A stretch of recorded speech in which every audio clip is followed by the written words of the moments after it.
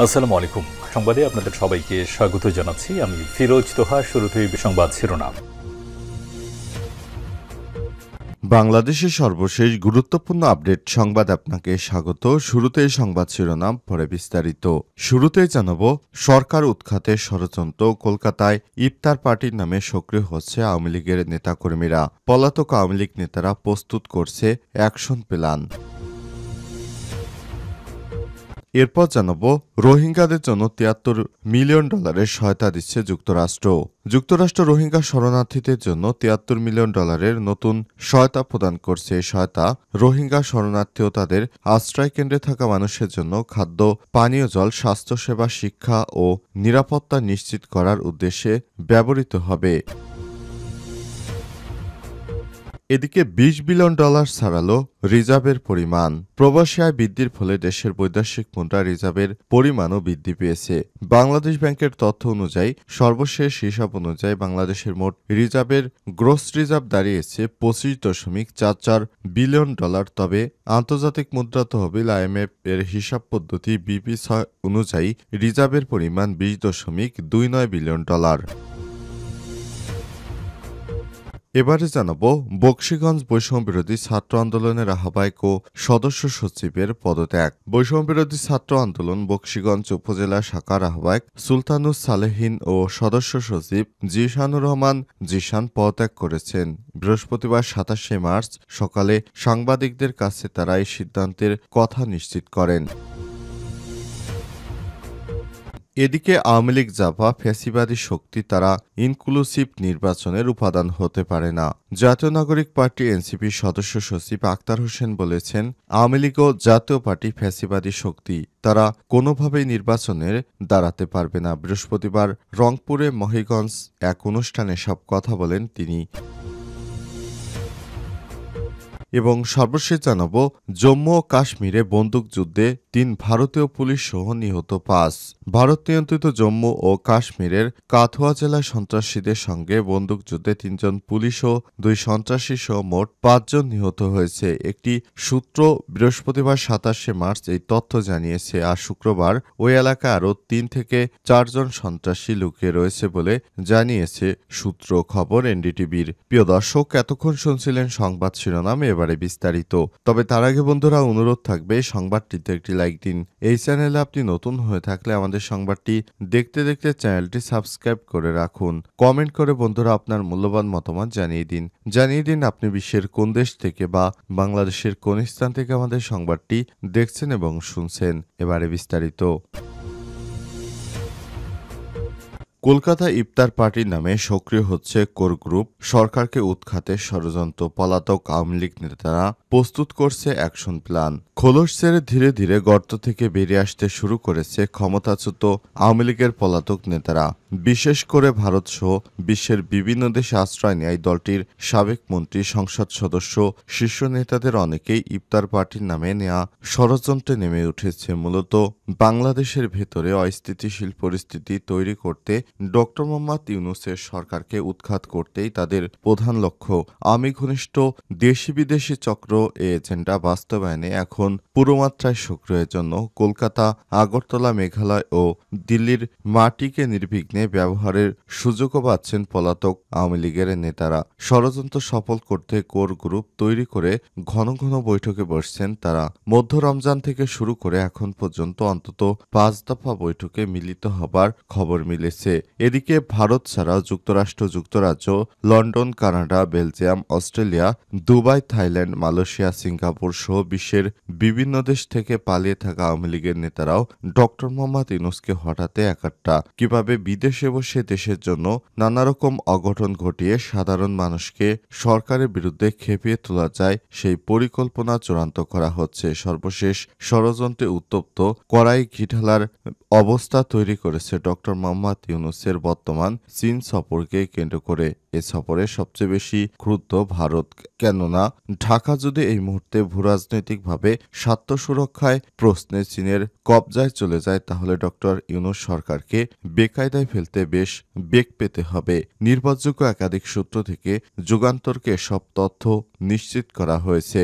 এ বিষয়ে জানতে চাইলে পুলিশের এআইজি মিডিয়া এনামুল হক সাগর বৃহস্পতিবার রাতে যুগান্তরকে বলেছেন, আমরা কোনো রকম নাশকতার আশঙ্কা করছি না, তবে আগের চেয়ে গোয়েন্দা তৎপরতা আরও বাড়ানো হয়েছে।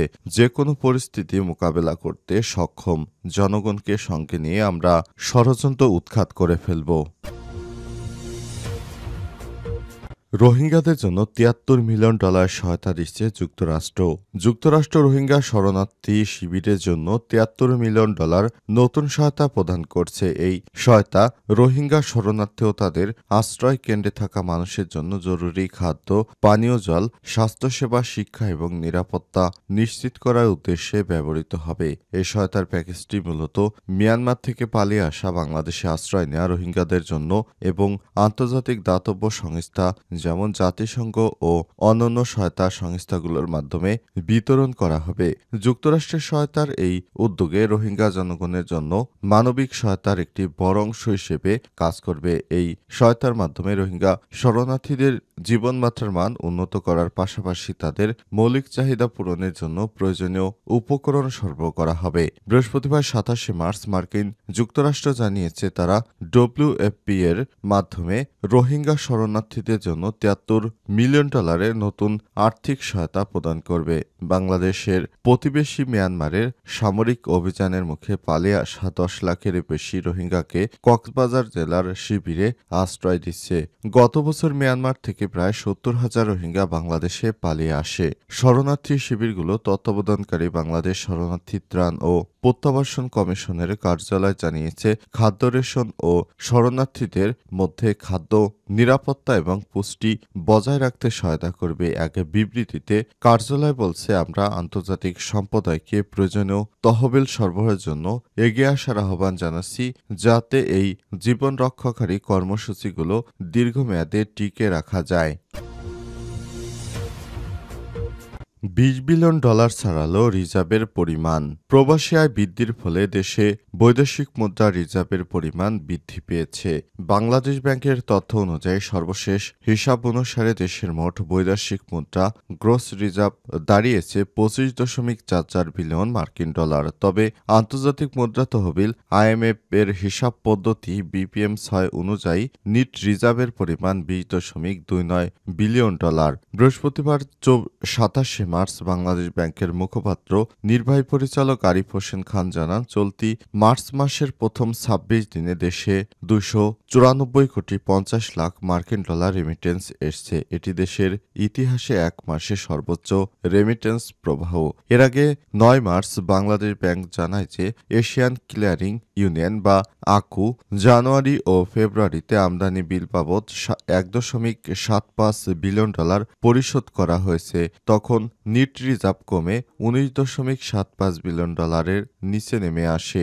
এছাড়াও জানুয়ারির শুরুতে আকুর নভেম্বর ও ডিসেম্বর মাসের বিল পরিশোধের পর বৈদেশিক মুদ্রা রিজার্ভ কমে তখন $১.৬৭ বিলিয়ন পরিশোধের পর নিট রিজার্ভ $২০ বিলিয়ন নিচে নেমে আসে।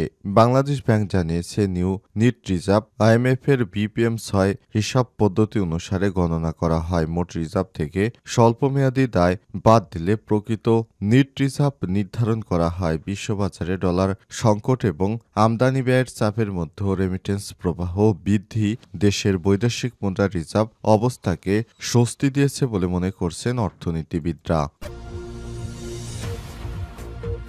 বকশীগঞ্জে বৈষম্যবিরোধী ছাত্র আন্দোলনের আহ্বায়ক ও সদস্য সচিবের পদত্যাগ। বৈষম্যবিরোধী ছাত্র আন্দোলনের বকশীগঞ্জ উপজেলা শাখার আহ্বায়ক সুলতানুস সালেহীন ও সদস্য সচিব জিসানুর রহমান জিসান পদত্যাগ করেছেন। বৃহস্পতিবার ২৭ মার্চ সকালে সাংবাদিকদের কাছে তারা এই সিদ্ধান্তের কথা নিশ্চিত করেছেন। ব্যক্তিগত পারিবারিক কারণ দেখে তারা পদত্যাগ করেছেন বলে জানিয়েছেন। এর আগে তারা নিজেদের ফেসবুক আইডিতে পদত্যাগের বিষয়টি শেয়ার করেন। করেন। জানা গেছে, ছাত্র জনতার জুলাই বিপ্লবে বকশীগঞ্জ নেতৃত্বদানকারী শীর্ষ স্থানীয়দের মধ্যে সুলতানুস সালেহীন ও জিশানুর রহমান জিশান ছিলেন অন্যতম। গত 12 ফেব্রুয়ারি তাদের আহ্বায়ক ও সদস্য সচিব করে 161 সদস্য বিশিষ্ট বকশীগঞ্জ উপজেলা কমিটি গঠন করা হয়। জামালপুর জেলা কমিটির আহ্বায়ক মীর ইসাক হাসান ইখলাস ও সদস্য সচিব আব্দুল্লাল আবিদ সৌরভ কমিটি অনুমোদন দেন, কিন্তু দায়িত্ব গ্রহণের 1.5 মাসের মধ্যেই তারা পদত্যাগ করলেন। এ বিষয়ে জিশানুর রহমান জিশান বলেছেন, জুলাই বিপ্লবে সামনের সারিতে থেকে আন্দোলন করেছি। উপজেলা সদস্য সচিব হিসেবে সততার সঙ্গে দায়িত্ব পালনের চেষ্টা করছি। এই সংগঠনের সঙ্গে থাকতে পেরে আমি গর্বিত, তবে পারিবারিক ও ব্যক্তিগত কারণে পদত্যাগ করেছি।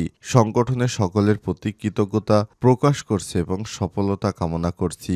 সুলতান সালেহীন আরও বলেছেন, ব্যক্তিগত কারণেই দায়িত্ব ছেড়ে দিয়েছি। জুলাই আন্দোলনের পর বিভিন্ন নৈতিক দাবি নিয়ে কাজ করেছি। দেশের সার্বভৌমত্ব রক্ষায় প্রশ্নে রাজপথে থেকেছি। সংগঠনের সঙ্গে থাকার সময় ভুলে কাউকে কষ্ট দিয়ে থাকলে ক্ষমা চাইছি। ব্যক্তি স্বার্থ নয়, বরং দেশের স্বার্থে রাজপথে নেমেছিলাম তবে এখন পরিবার ও নিজের ভবিষ্যৎ নিয়ে ভাবার সময় এসছে। এছাড়াও পদে থাকলে অসৎ পথ অবলম্বন সম্ভাবনা থাকে, তাই সিদ্ধান্ত নিয়েছি, পদত্যাগ করেছি।